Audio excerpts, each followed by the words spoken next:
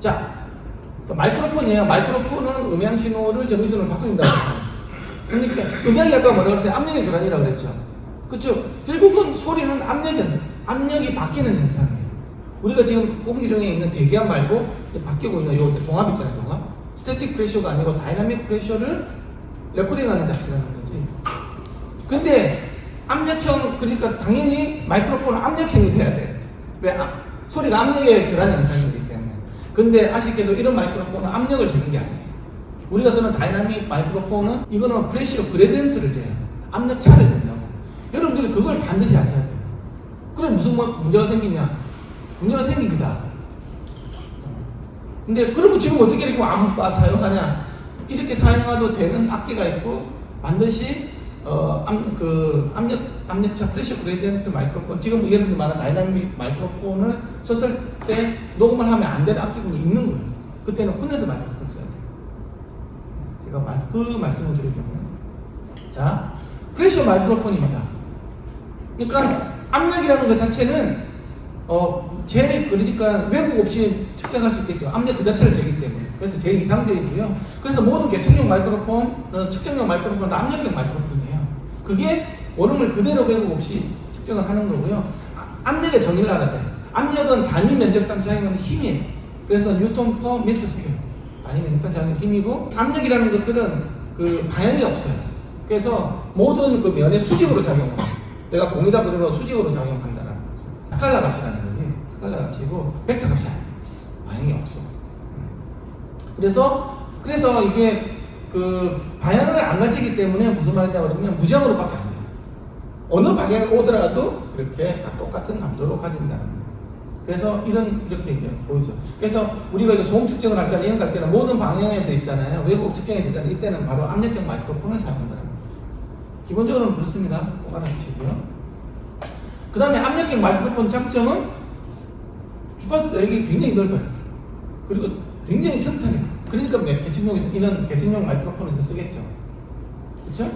그리고 안에 들어있는 진동판이 있잖아요. 굉장히 단단한 쇠재질이에요. 금속재질. 굉장히 단단해서 이렇게 측정 마이크로폰을 사용한다. 그래서 이게 가장 이상적인 마이크로폰입니다. 그러면 아까 압력형 마이크로폰은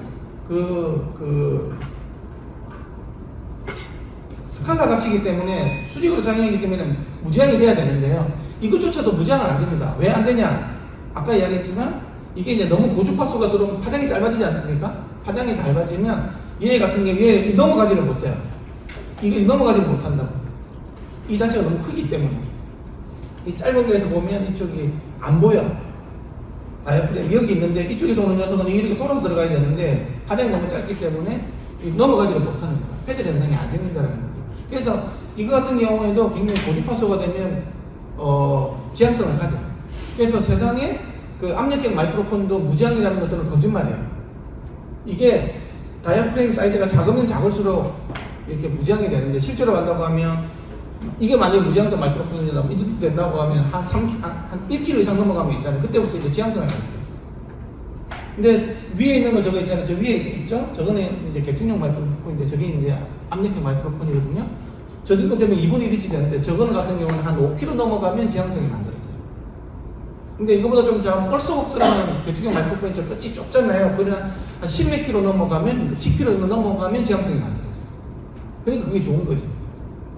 진짜 압력형이 되고 무지향성이 되는 거예요. 그래서 우리가 뭐 보컬용 마이크로폰 크자스 다이아프램 있잖아요. 이거는 반드시 지향성이 생깁니다. 이 크기 때문에. 아까 KA 때문에 생기는 거, KA 때문에. 자, 넘어가고요. 압력형 마이크로폰의 단점 알아볼게요. 아까 KA 이야기 했잖아요. KA가 1보다 작으면 무지향성이 돼요. KA가 1보다 크면 무지향성이 깨진다고 했죠. 그럼 이거 지금 우리가 쓰는 U87 같은 거예요. U87 같은 경우는 지름이 5.4, 2.54cm에 대한 스펙시트에 봤어요. 그러면 아까 원조가 얼마 전에 7.9cm가 나오죠. 그럼 7.9cm가 나오면 4kg가 8.5cm가 나오거든요, 단자가. 그럼 얘는 거의 1대1이죠, 그렇죠? 그러면 4kg까지는 이 U87은 무지항으로 나옵니다. 그럼 5kg 더 넘어가면 지향성이 생긴다. 다른 말로 U87 마이크로폰을 옆에서 좀 부르면 5kg 이상에서 좀 떨어지는 거예요. 포크 할 때는 별로 우리가 그죠. 포크는 4kg까지밖에 에너지가 없기 때문에. 그렇죠. 근데 이제 보호막히도 넘어간다고 좀 옆에 있는 것 같은 경우에는 좀 이렇게 멍청이 들어가기 시작하는 거예요. 그게 반해서 이제 이게 SM58이에요. SM58은 제가 스펙시 때 보니까 지름이 2.3cm래. 그리고 보니까 원주가 얼마 나옵니까? 7.2cm가 나오다. 빙 둘러 이게 7.2cm라는 얘기죠, 그렇죠? 7.2cm가 나오기 때문에 이것도 거의 지금 이거랑 비슷하죠. 그래서 얘 같은 경우도 한 4kg 넘어가면 이제 지향성이 만들어져요. 그러니까 이게 지금 그 SM58애들의 루이지랑 거의 비슷한 사이즈인데 이것도 이제 옆에서 좀 두르면 있잖아요. 한 4kg 넘어가면 조금 멍청해져요. 자, 그 다음에 얘는 이제 2분의 1인치예요. 2분의 1인치는 지름이 1.27 정도 되거든요. 1.54가 1인치니까. 그게 된다고 하면 원주가 3.9cm가 나와요. 3.9cm가 나온다고 하면 이거는 한 3.9니까 8kg나 거의 좀 비슷하죠, 그렇죠? 그러면 한 8kg 정도 이상부터 이제 무지항으로, 단일 지항으로 넘어가요. 이거는 8kg까지는 있잖아요. 거의 무지항이에요. 그리고 얼스웍스예요. 얼스웍스는 이게 그 지름이 0.63cm예요. 그러면 이건 2cm 정도 되거든요. 원주가 이거 한 바퀴가 2cm 되는데 이거는 16kg랑 거의 비슷한 일정을 하고 있잖아요. 이거는 16kg까지 무지항인 거죠. 그러니까 이건 웬만한 소리들은 옆에서 이렇게 다 똑같이 생기는 거예요. 그래서 작을수록 무지항이 좋다. 지향성 입장에서는 작을수록 유리해져. 그럼 작을수록 유리해지면 작을수록 장대가 아닙니까? 작으면 무슨 일이 생기냐? 감도가 떨어지고 노이즈가 큽니다. 그래서 우리가 이렇게 빅 다이어프램을 쓰는 거예요. 이거는 노이즈 레벨이 뭐 10에서 20dB 정도 사이거든요. 이런 거 같은 경우는 있잖아요. 녹음해보면 있잖아요. 한 30, 40dB 정도 노이즈 레벨이 돼요. 시익 한다. 음악을 녹음을 할 수가 없어요. 스튜디오에서. 현장에 나가서 녹음할 때 이제 개측할 때 이런 데 쓰는 거지. 이런 것들은 노이즈 레벨이 굉장히 클 수밖에 없어요. 제가 받아들일 수 있는, 압력을 받을 수 있는 면역 자체가 작기 때문에.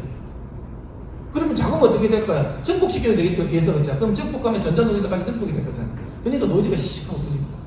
그래서 그런 장단점이 있다. 내가 지향성을 본다고 하면 작아져야 되지만, 녹음의 퀄리티를 본다고 하면 커져야 돼요.